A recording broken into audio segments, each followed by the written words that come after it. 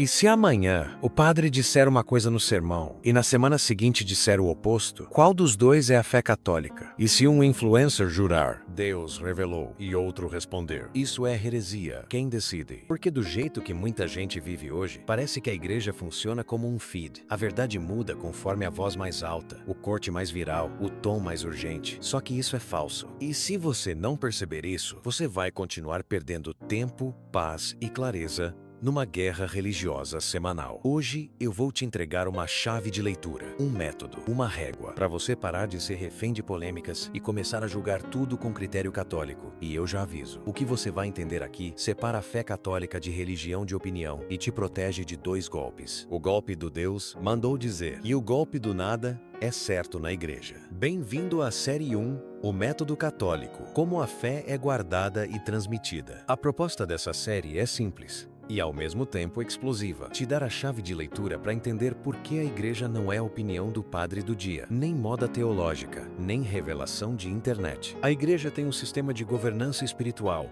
um método para proteger o que ela recebeu. E aqui entra um termo que muita gente ouve, mas quase ninguém entende de verdade: depósito da fé. É como se a igreja fosse a guardiã de um patrimônio que não é dela por criação própria, mas por entrega. Ela não inventa, ela recebe, guarda e transmite. E quando você entende esse método, você ganha uma coisa raríssima hoje: segurança intelectual na fé. Você para de oscilar entre ingenuidade e cinismo. Você para de ser manipulável. Essa série tem 6 episódios. E eles são uma engrenagem. Um depende do outro. Hoje é o tijolo número 1. Revelação: o que é e o que não é. No próximo, a gente entra na polêmica grande: escritura e tradição concorrentes ou complementares. E por que Bíblia somente não se sustenta historicamente? Depois, a gente destrincha o que é tradição com T maiúsculo na prática, o que é magistério e o que não é, como diferenciar dogma, doutrina, disciplina e opinião teológica. E por fim, a pergunta que causa curto-circuito em muita cabeça: desenvolvimento da doutrina mudou ou aprofundou? Então, se você quer parar de perder tempo com briga online e começar a ter clareza de adulto, fica aqui. Agora vamos ao ponto de hoje. O que é revelação? Revelação não é eu senti no coração. Revelação não é fulano disse. Revelação não é a teoria que eu gostei. E revelação não é um noticiário celestial toda semana. Revelação é Deus se dando a conhecer. É Deus falando e agindo na história para a nossa salvação. E o centro disso não é uma mensagem solta, nem uma experiência privada. O centro é Jesus Cristo. Cristo é a plenitude da revelação. Isso aqui é essencial. Não é que a igreja tem uma coleção de opiniões espirituais. A igreja guarda um conteúdo revelado que tem núcleo, hierarquia, critério e autoridade. E aqui vem a distinção que resolve uma parte gigantesca da confusão moderna: revelação pública e revelações privadas. Se você entender isso, você ganha uma régua para medir quase tudo. Se você não entender, você vira presa fácil tanto do sensacionalismo religioso quanto do desprezo cínico pela fé. Primeiro, revelação pública. Revelação pública é aquilo que Deus revelou para a salvação de todos. Isso foi confiado aos apóstolos e transmitido pela igreja. É normativa, é obrigatória, é para todos.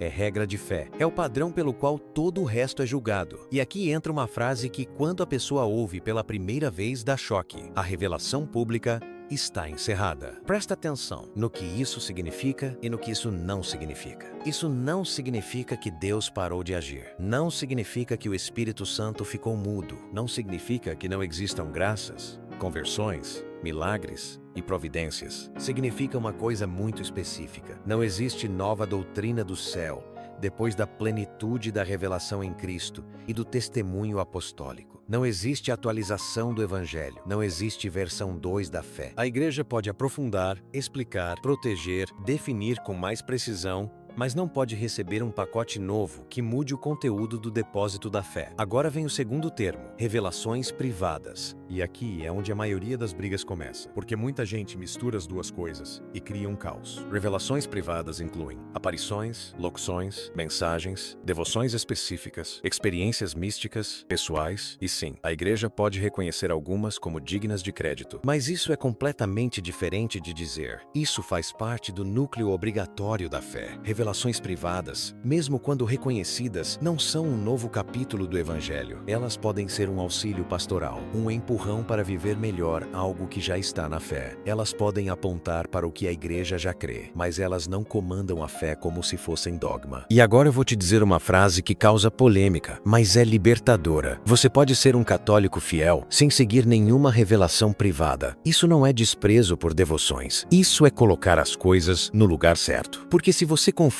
revelação privada com revelação pública, você cria dois riscos. Primeiro risco, você transforma a fé num mercado de novidades espirituais, onde quem tem a mensagem mais impactante parece mais santo, mais iluminado, mais à frente. Segundo risco, quando você se decepciona com exageros, você cai no extremo oposto e vira cínico, começa a tratar tudo como invenção e perde o senso do sagrado.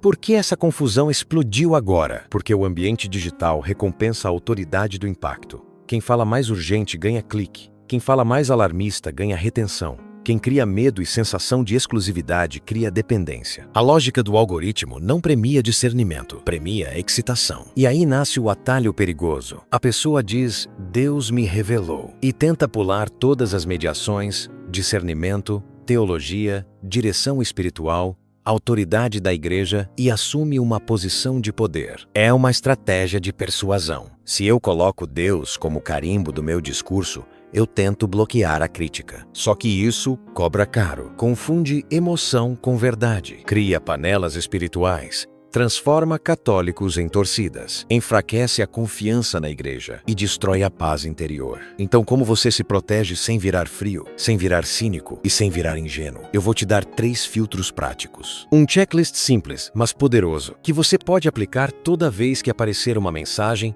uma revelação, um alerta espiritual, uma profecia da internet ou até uma ideia muito sedutora, travestida de piedade. Filtro número 1. Isso acrescenta doutrina nova. Se a mensagem aparece trazendo um conteúdo que muda a fé, que altera o evangelho, que cria uma obrigação universal nova como se fosse parte do núcleo da fé, isso já é um sinal de alerta. Revelação privada autêntica não cria um evangelho paralelo. Ela não substitui a igreja. Ela não reescreve o que Cristo entregou. Ela chama para viver melhor o que já está dado. Conversão, oração, sacramentos, caridade, penitência. Quando você vê alguém construindo um sistema inteiro que passa por cima do depósito da fé, ou dizendo que sem aquilo você não está no verdadeiro caminho, acenda a luz vermelha. Filtro número 2. Que frutos isso produz? Isso te leva a mais humildade, mais vida sacramental, mais caridade, mais obediência a Deus? Ou te joga em pânico, obsessão, paranoia,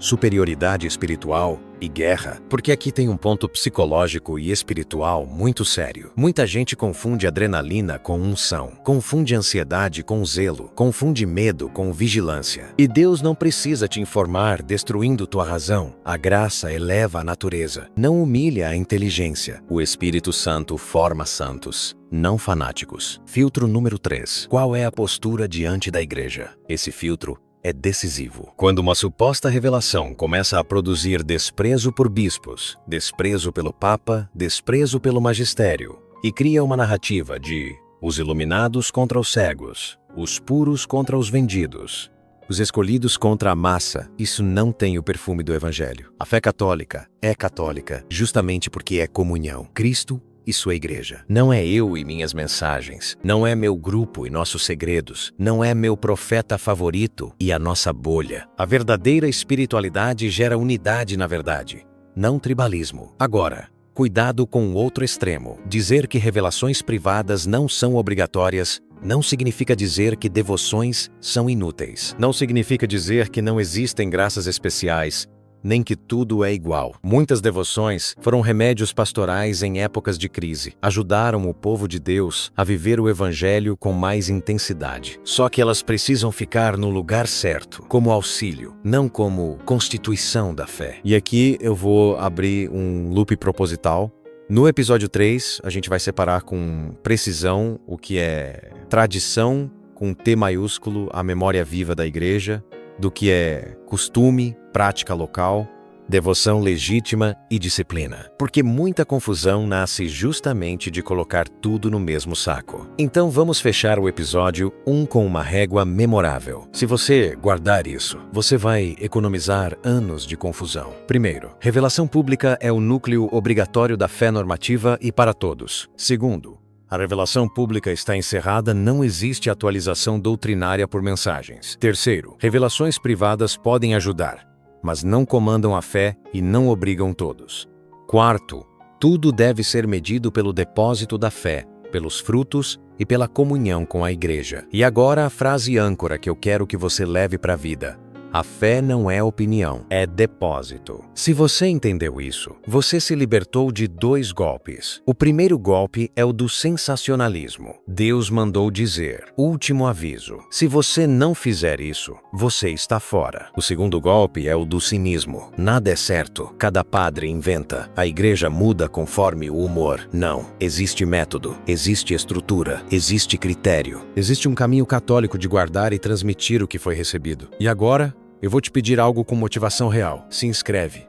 Não por vaidade de número, mas porque essa série é um mapa. Ela foi desenhada como um ensinamento completo. Se você perde um episódio, você perde a lógica. E se você tem a lógica, você para de ser manipulado por recortes. Você para de viver de tretas. Você ganha clareza, paz e força. E comenta aqui, qual foi a maior confusão que você já viu sobre revelação na internet? A mais absurda, a mais triste, a mais perigosa. Eu vou pegar casos reais e usar como exemplo nos próximos episódios, porque aqui a gente não vai só dar opinião, a gente vai dar critério. No próximo vídeo, episódio 2, a gente entra na polêmica que divide gente boa. Escritura e tradição concorrentes ou complementares. E eu vou te mostrar por que o Bíblia somente parece simples, até você olhar para a história, para a formação do cânon, para a vida da igreja primitiva e para a própria lógica de autoridade. Sem grito, sem caricatura com método, aqui é o caminho original. A fé